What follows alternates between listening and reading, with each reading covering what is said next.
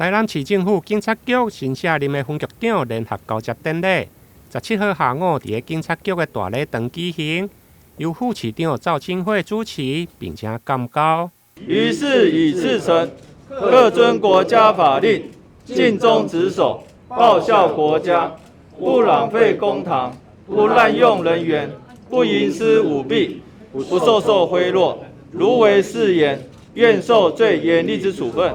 请示。这届新就任的包括2位副局长张树德和张春波，另外主任秘书和督察长嘛拢换人。新任的主任秘书由原新竹县警察局长吴敬田来接任，督察长则是由原苗栗县警察局长周焕生来接任。另外包括永康、善化、麻豆等总共10个分局长嘛拢对咧调动。副市长除了感谢警察同仁对着治安和交通的付出。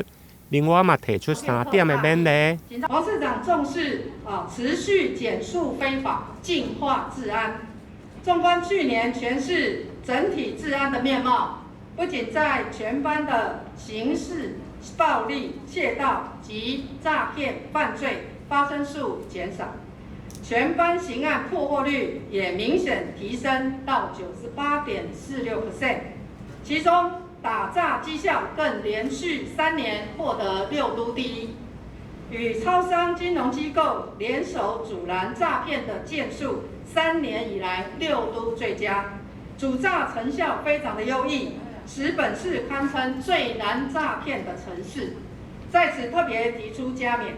此外，市民对于治安满意度逐年的提高，与警察局强力肃贪暴力犯罪有关。经统计，本市暴力犯罪案件去年的件数也较前年大幅减少31件，发生件数6都最低，枪击案件发生数较去年减少6件，破获率更高达100%，